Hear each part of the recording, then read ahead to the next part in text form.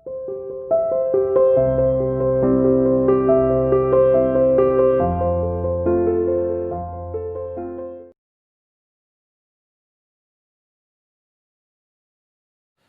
Students. तो आज जैसा कि आप लोग पिछले लेक्चर में देख चुके हैं कि हम लोगों ने डिस्कस किया था वेक्टर मल्टीप्लिकेशन और वेक्टर मल्टीप्लिकेशन में डॉट प्रोडक्ट। जिस डॉट प्रोडक्ट में हम लोगों ने पढ़ा था कि अगर दो वेक्टर्स का आपस में मल्टीप्लाई किया जाए और दोनों को आपस में मल्टीप्लाई करा जाए और करने के बाद हम लोगों को एक स्केलर क्वांटिटी मिलती है, means the product of two vector quantity becomes a scalar quantity, then we say that is called scalar product. उसको हम स्केलर प्रोडक्ट कहते हैं, उसको हम लोग डॉट प्रोडक्ट कहते हैं और उसको डिफाइन करते हैं कैसे, A dot B equal to A B cos theta. तो कल हमने जो पढ़ा था वो था कि एक वेक्टर है ए, सेकंड वेक्टर है बी और इसको नोट कर सकते हैं हम A B cos theta, where A is a vector, B is vector, and here AB is the magnitude of A and B. What is theta? Theta is the angle between these two. Second हम लोगों ने इसी चीज़ को पढ़ा था कि अगर हमें कार्टेशियन कोऑर्डिनेट की टर्म्स में A और B दिए जाते हैं, हमें पता चलता है कि A वेक्टर कार्टेशियन कोऑर्डिनेट में कुछ है AXI plus AYJ plus AZK, Cartesian coordinate में बी वेक्टर है BXI plus BYJ plus PZK। तो इनका प्रोडक्ट क्या होगा, मैं लिख रहा हूँ यहाँ, कार्टेशियन कोऑर्डिनेट में AXI AYJ AZK dot product with BXI plus BYJ plus BZK। इन दोनों को प्रोडक्ट करना है कार्टेशियन कोऑर्डिनेट सिस्टम में। तो कल हमने इसको पढ़ा था और फाइनल रिजल्ट हमारा आया था AX BX plus AY BY plus AZ BZ। कुछ इस तरह से हम लोगों ने कल डॉट प्रोडक्ट्स पढ़े। तो आज इस लेक्चर में मैं कुछ प्रॉब्लम्स करवाऊंगा आप लोगों को, आप लोग उनको करिएगा। इसके साथ कुछ डॉट प्रोडक्ट्स की प्रॉब्लम्स आपको असाइनमेंट में दी भी जाएंगी जिन्हें आप सॉल्व करेंगे। तो अब इन दो फार्मूलों के ऊपर, on the basis of these two formula we discuss some numericals, जिसमें हम लोग A dot B equals to zero, zero कब होता है ये चीज़ हमने कल पढ़ी थी। इस कॉन्सेप्ट को भी ध्यान में रखेंगे इन प्रॉब्लम्स को कि A dot B equal to zero, और ये कब होता है, ये इम्प्लाइज दैट, मीन्स ये बताता है कि ए वेक्टर परपेंडिकुलर होता है बी वेक्टर के। ये नोट करना बेटा बहुत इंपॉर्टेंट लाइन है कि अगर किसी दो वेक्टर का प्रोडक्ट जीरो हो जाए तो वो दोनों एक दूसरे के परपेंडिकुलर होंगे। The dot product of two vector is zero, then it shows that the these two vectors are perpendicular to each other। तो आगे चलते हैं अब और डिस्कस करते हैं कुछ न्यूमेरिकल्स। हाँ, तो फर्स्ट प्रॉब्लम अब आपके स्क्रीन पर सामने आपको दिखाई दे रही है।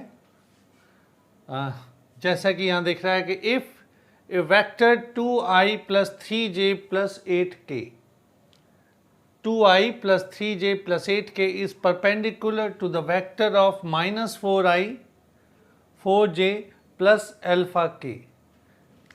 अगर ये वेक्टर इसके परपेंडिकुलर हैं देन फाइंड आउट अल्फा। तो हमें क्या दिया है, गिवन दैट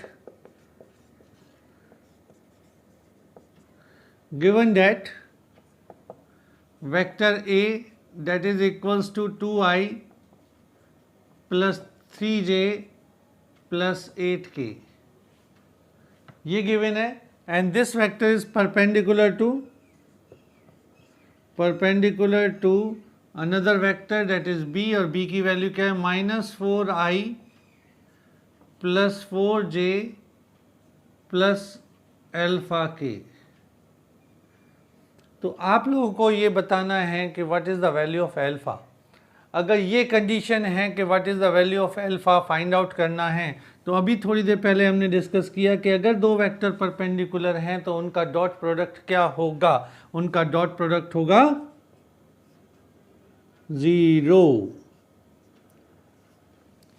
तो बेटा यहाँ पर आपको क्लियर पता चल रहा है, if the two vectors a and b are perpendicular to each other then the dot product of these two vector is 0। यहाँ जो बोर्ड पे आपको दिख रहे हैं दोनों वेक्टर्स हैं कार्टेशियन कोऑर्डिनेट में, और अभी हमने जो फॉर्मूला पढ़ा था वो क्या पढ़ा था कि a डॉट b, इनका फॉर्मूला होता है ax bx plus ay by plus az bz, और इसको पुट करना है हमें 0 के equal because a and b are perpendicular. देखते हैं क्या होता है। तो a dot b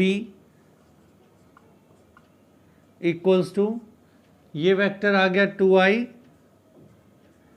plus 3j plus 8k, dot product with -4i plus 4j plus alpha k, और इनका वेक्टर कितना होना चाहिए product, that is becomes 0।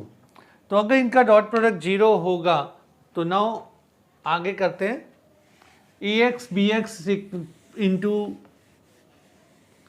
ax bx plus ay by plus az bz। तो यहाँ क्या है, ax की वैल्यू 2, यहाँ -4, तो this becomes a dot b that is 2 into -4 plus 3 into 4 plus 8 into alpha equals to 0।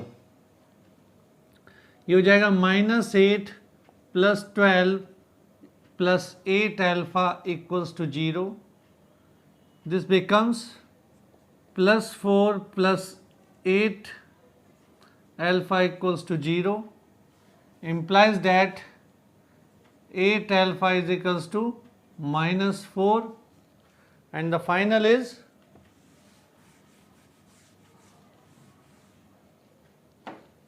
alpha becomes -4 by 8 और alpha is equals to -1 by 2। तो this is the answer of this given question कि अगर a और b दोनों एक दूसरे के perpendicular होंगे तो अल्फा की वैल्यू क्या होगी। बड़ा सिंपल क्वेश्चन था, और आप लोग यहाँ देख पा रहे हैं कि यहाँ पर अल्फा की वैल्यू क्या है, यहाँ अल्फा की value I -1 by 2। Second problem जो कि डॉट प्रोडक्ट पर है, इसमें साथ साथ हमें डिस्प्लेसमेंट भी कैलकुलेट करना पड़ेगा। A particle moves from 3i plus 2j minus k। कहाँ से, A पॉइंट मुझे दिया 3i plus 2j minus 6k, इससे पहुँचता है कहाँ पर 14i plus 13j plus 9k तक। किसके द्वारा, by the help of this force 4i plus j plus 3k। Then find out the work done। तो हमारे पास डिस्प्लेसमेंट हो रहा है, क्वेश्चन को समझने के लिए देखिए, डिस्प्लेसमेंट हो रहा है। तो सबसे पहले हमें निकालना पड़ेगा डिस्प्लेसमेंट वेक्टर, और डिस्प्लेसमेंट वेक्टर क्या होगा, r2 माइनस r1 जो हमें गिवन है। यहाँ हमें क्या गिवन है, हेयर r2 वेक्टर गिवन है जो ये वाला है जहाँ हम फाइनली पहुँचे हैं, that is 14i plus 13j plus 9k, और r1 कौन सा वेक्टर है जहां से हमने शुरुआत की 3i plus 2j minus 6k। r1 is 3i plus 2j minus 6k। Now the displacement vector is displacement R2 minus R1 करेंगे हम।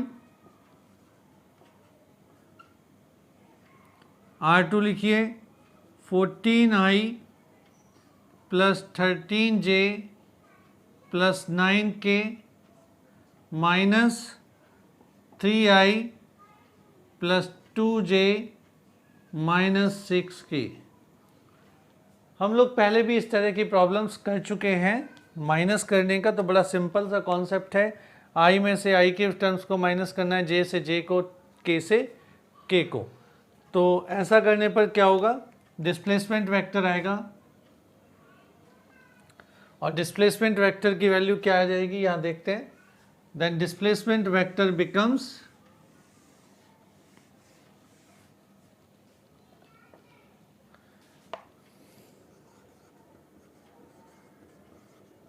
डिस्प्लेसमेंट वेक्टर, और वो कितना आ गया बेटा, वो आ गया हमारे पास 14 minus 3 means 11i, 13 minus 2 plus 11j, 9 minus 6 plus 15k।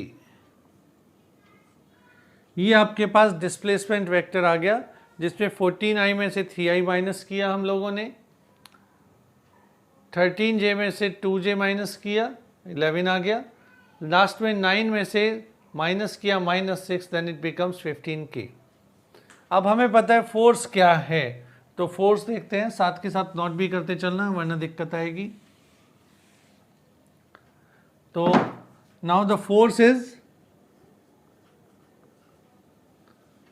F कितना है, F है 4i plus j plus 3k। Now work done is, work done का फॉर्मूला हम लोग पढ़ चुके हैं, it is the dot product of two quantities, यानी फोर्स और पोजीशन वेक्टर का डॉट प्रोडक्ट होता है। इसको लिख सकते हैं, फोर्स होता है हमारे पास 4i plus j plus 3k, और यहाँ आएगा 11i plus 11j plus 15k। कल जो हमने फॉर्मूला पढ़ा था कार्टेशियन कोऑर्डिनेट, उसी फॉर्मूले को फिर से अप्लाई कर दीजिए। क्या आएगा, 4 into 11 that is 44 plus 11 into 1 that is 11 plus 3 into 15 this one is 45। कितना आता है देख लीजिए, 4 plus 1 5 and 5 10 0 then 100. So the answer is 100 joule. ये सिंपल क्वेश्चन अब मैंने आपको करके दिखाया कि यहाँ पर आपका पोजीशन वेक्टर्स दिए थे by the application of a force, और उसके बाद एक जगह से बॉडी दूसरी जगह पहुँची है और हम डॉट प्रोडक्ट की हेल्प से यहाँ पर निकाल पा रहे हैं, कैलकुलेट कर पा रहे हैं वर्क डन। तो अब लेते हैं नेक्स्ट प्रॉब्लम। हाँ तो बेटा अब करते हैं नेक्स्ट प्रॉब्लम। इस प्रॉब्लम में थोड़ा सा चेंज है, ट्विस्ट है। आप लोगों को ऐसी प्रॉब्लम्स नॉर्मली कम देखने को मिलती हैं जहां हम एक वेक्टर का कंपोनेंट दूसरी तरफ निकाल रहे हो, कैलकुलेट कर रहे हो। अभी तक हम लोगों ने क्या किया था कि एक वेक्टर लिया, उसका कंपोनेंट बी यानी परपेंडिकुलर कंपोनेंट्स निकाले थे। अब की बार हम करना चाह रहे हैं कि हमारे पास एक वेक्टर है ए और उसका कंपोनेंट निकालेंगे दूसरे वेक्टर की तरफ, यानी दूसरे वेक्टर पे उसका कंपोनेंट क्या होगा। अल्टीमेटली हमें निकालना ए कॉस थीटा ही है। तो कैसे करेंगे इस क्वेश्चन को, देखिए आपके सामने गिवन है कि A and B are two vectors given by A is this one 2i plus 3j and B is i plus j। तो दो वेक्टर आप लोगों को यहाँ गिवन है। You have two vectors, a is equals to 2i plus 3j and second one is b that is I plus j, and we want to find out the component of a along b। हमको निकालना है a का component किसकी direction में, b की direction में। तो कैसे निकालेंगे, कैसे कैलकुलेट करेंगे, let us do this. Here given that देखिए मैं आपके सामने हमेशा न्यूमेरिकल करके दिखाता हूँ। आप लोगों में थोड़ा सा क्या होता है कि शॉर्ट में करने के चक्कर में हम लोग फॉलो करना भूल जाते हैं जो टर्म्स होने चाहिए या तरीका होता है, मेथड होता है किसी न्यूमेरिकल को करने का। तो यहाँ पर a आपके सामने गिवन है, this is equals to 2i plus 3j। b आपको पता है कितना गिवन है, i plus j, and we want to find out the component of a along b। b की डायरेक्शन में कंपोनेंट निकालना है मुझे। कैसे कैलकुलेट करेंगे? We know the formula of a dot b। हमें पता है a dot b is equals to होता है ए बी कॉस थीटा, और हमें कैलकुलेट क्या करना है यहाँ पर, a कॉस थीटा। अगर a कॉस थीटा कैलकुलेट करना है तो implies that a cos theta की वैल्यू क्या हो जाएगी, that becomes a dot b divided by magnitude of this b। अब बड़े सिंपल तरीके से हम लोग कर सकते हैं, देखिए कैसे। a dot b means 2i plus 3j dot product with i plus j and divided by the magnitude of this one b। इसका मैग्नीट्यूड क्या होगा, 1 का स्क्वायर प्लस 1 का square, 1 square plus 1 square. Now calculate a cos b theta. a cos theta कैसे लिखेंगे, 2 into 1 this is 2 plus 3 into 1 this is 3 divided by root 2। तो answer आ गया 5 by root 2। This is the magnitude of component of a along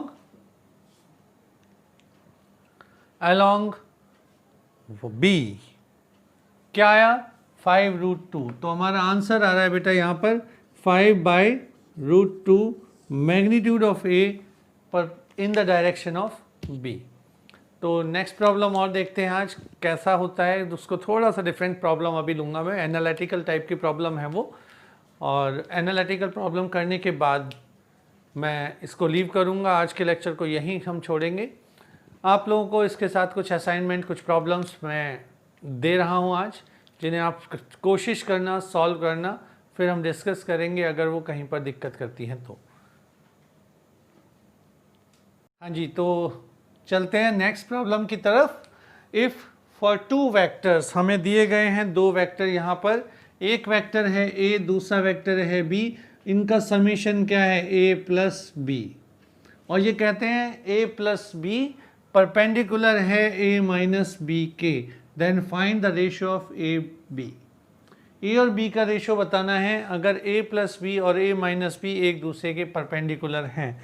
तो इस problem में भी हम सबसे पहले वही चीज़ डिस्कस करेंगे जो आज की फर्स्ट प्रॉब्लम में की थी, और हम लोगों ने कहा था if 2 vectors are perpendicular to each other then the dot product of these 2 vector is always 0। अगर 2 वेक्टर हैं, दोनों का डॉट प्रोडक्ट 0 आता है, डॉट प्रोडक्ट 0 आता है, तो वो हमेशा एक दूसरे के परपेंडिकुलर होंगे। तो यहाँ पर किस किस का डॉट प्रोडक्ट 0 है, here a plus b dot product with a minus b is equals to 0, क्योंकि ये दोनों वेक्टर एक दूसरे के परपेंडिकुलर हैं। तो अब करते हैं इसे सॉल्व। ये आ गया a dot a plus, sorry plus नहीं आएगा भाई, यहाँ तो a को माइनस b से कर रहे हैं हम, तो ये आएगा minus a dot b plus b dot a minus b dot b is equals to 0।